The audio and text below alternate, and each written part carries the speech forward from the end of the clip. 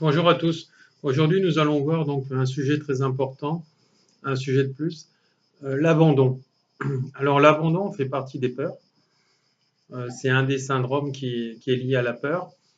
Alors, souvent, quand on vit l'abandon, je vais prendre quelques exemples que j'ai eu justement dans les soins que j'ai pu donner à droite, à gauche, même dans différents pays, avec les personnes. De toute façon, ce qu'on retrouve chez nous, on le retrouve aussi ailleurs dans d'autres pays. Donc les syndromes d'abandon, le syndrome d'abandon, c'est souvent lié donc depuis l'enfance. Alors quand on a eu, en fait, tout est en lien karmique. Je vous l'ai déjà expliqué en fait dans d'autres vidéos. C'est-à-dire que quand on vit ça en fait dans sa chair, en fait nos parents, nos arrière-parents, etc. l'ont aussi vécu puisque ça se retransmet, etc. karmiquement. Alors ce qu'il faut savoir, c'est que quand on vit par exemple l'abandon d'un compagnon dans sa vie, et qu'on le conscientise pourquoi, etc., on se rend compte que quand on regarde la schématique de nos parents, euh, souvent ils ont été aussi abandonnés à leur tour d'une manière ou d'une autre. C'est-à-dire, je prends le cas d'une dame qui a vécu l'abandon avec son mari, avec qui elle a vécu 7 ans, son compagnon plutôt, puisqu'ils n'étaient pas mariés. Quand on regarde en fait la schématique de la mère, donc c'est une mère dominatrice. Donc, elle s'est mise en surprotection, donc avec cette carapace, mais aussi elle a vécu en fait l'abandon de ses parents qui n'étaient pas là en fait pour elle. Bon, c'était un enfant à cette époque-là qui n'était pas désiré, et donc la garde a été mise en fait, a été donnée a été donnée aux grands-parents et après a été donnée à une autre personne tiers. Euh, et par rapport à ça, en fait, ces personnes-là, en fait, au lieu de comprendre l'épreuve et dire d'eux-mêmes, par exemple, je ne vais pas reproduire ça en fait au niveau de ma famille, en fait, ils le reproduisent. Donc, ils ne comprennent pas l'épreuve. C'est-à-dire qu'il est important à un moment T, soit maintenant parce qu'on va le comprendre, ou soit avant quand ça s'est produit, pour justement que ça ne s'installe pas dans sa chair, c'est de dire, voilà, j'ai été abandonné et je ne réitérerai pas ça avec mes enfants. Alors, pourquoi? Parce qu'en fait, si vous ne le réglez pas en vous à l'instant T ou même après, il est fort probable, il est même quasiment toujours sûr, etc. C'est-à-dire que quand votre enfant va quitter le nid, donc va quitter le domicile conjugal dans lequel la famille vivait, la mère va, dans ce cas-là, va vivre un syndrome de l'abandon. Donc, le passé va encore être multiplié, ressurgir en fait le passé qui était lié avec ma mère, etc. Et donc créer en fait une souffrance atroce. Voilà. Donc cette souffrance, elle va être engendrée, elle va être multipliée. Et en fait, le cycle, vous n'allez pas le terminer.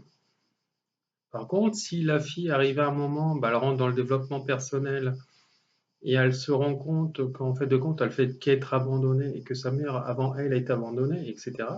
Qu'elle remonte une partie du lien générationnel au niveau de la famille, elle se rend compte qu'en fait, c'est pas tout à fait normal et qu'en fait de compte, c'est à elle maintenant aller régler l'épreuve de sa mère et de sa grand-mère, etc.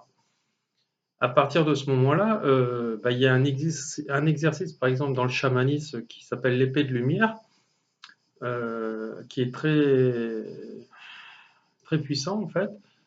Ça nous permet en fait d'aller chercher dans les caves de l'inconscient en fait tous ces personnages qui sont en souffrance depuis l'enfance et d'aller les monter pour aller libérer en les libérant en fait de leur de leur soi et, euh, et donc de rompre en fait le lien d'attachement avec ce syndrome. Voilà. Donc à partir de ce moment-là, on se rend compte que beaucoup de syndromes d'abandon qui sont liés notamment avec ces personnages-là, euh, l'abandon est aussi lié, je vais refaire encore une autre parenthèse, par exemple, peut être aussi lié à un deuil, à un décès, c'est-à-dire qu'on va perdre ses parents brutalement, ils se foutaient sur la figure, admettons, donc j'avais peur, par exemple, de mourir, j'avais peur de la mort, etc. Une fois qu'il meurt, je vis aussi l'abandon, et à partir de ce moment-là, vu que je suis dans l'abandon, tous les couples que je vais recréer, en fait, vont être des échecs. Pourquoi? Parce que je vais aussi peur et je vais aussi déclencher les abandons avec les hommes. Et là où ça va beaucoup plus loin, c'est que tous les rapports sexuels à 95% que j'aurai avec les hommes, en fait, je ne vais pas rentrer dans la jouissance. Voilà. Parce qu'en fait, j'ai peur de perdre. Et donc, vu que j'ai peur de perdre, bah, toutes mes relations sexuelles vont être vite, vite, vite. Le principe en fait d'un éjaculateur précoce, hein, c'est pour ça que c'est des gens aussi qui sont dans les peurs de l'abandon, etc. Donc ils font vite, vite, vite, tac, ça part, et puis voilà, on ne peut pas durer. Donc forcément, la femme, elle est insatisfaite. Voilà, donc c'est exactement la même chose. Donc quand on a peur de l'abandon, eh ben, on ne rentre pas avec son être profond, et donc justement, la jouissance euh, n'arrive pas à son terme. Hein, c'est-à-dire qu'on va prendre du plaisir, mais on ne va pas atteindre l'orgasme. Voilà. Donc, j'ai assez de recul nécessaire pour pouvoir vous en parler, parce que ça va faire plus de 25 ans que je soigne les gens. Et quand j'ai eu à vivre justement en thérapie avec toutes ces personnes-là, tous ces syndromes d'abandon, etc., eh ben, dans 80%, 90% des cas, justement, ces femmes qui sont pour la majorité qui sont venues me voir, en fait, avaient des problèmes aussi au niveau de l'orgasme, au niveau féminin. Voilà, donc donc voilà. Donc quand on a compris ça, bah, en fait, il faut aller descendre en fait dans ces caves de l'inconscient. Alors il faut prendre la thérapie qui vous parle le mieux, qui vous parle le plus, et, et le faire en fait pour aller en fait libérer tous ces personnages bloqués. Voilà, donc moi j'utilise plusieurs thérapies.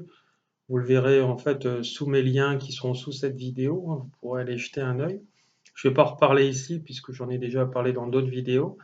Ce qui est important, c'est d'utiliser des outils qui peuvent être tous différents les uns des autres et parfois il faut les assembler euh, pour pouvoir en fait arriver en fait dans la libération de l'être et redevenir soi et non les autres et en fait guérir en fait toutes ces blessures en les annulant dans la schématique familiale karmique.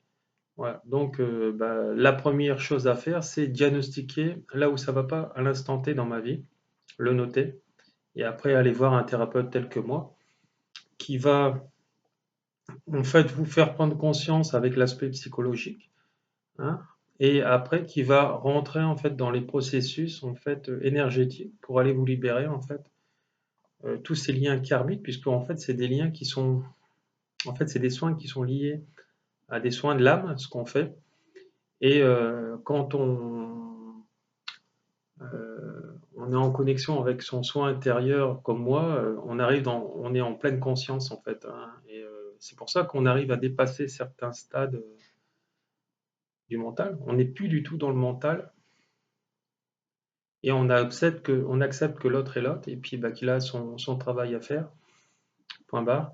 Donc, et puis garder le recul nécessaire pour visionner en fait tout ceci. Voilà, donc cette vidéo est maintenant terminée. Si vous avez des questions, n'hésitez pas sur cette vidéo ou si vous voulez avoir des consultations, voir mes séminaires, etc.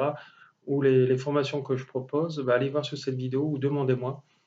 Il y aura tous les liens nécessaires, même mon numéro de téléphone. Merci, au revoir, bonne soirée.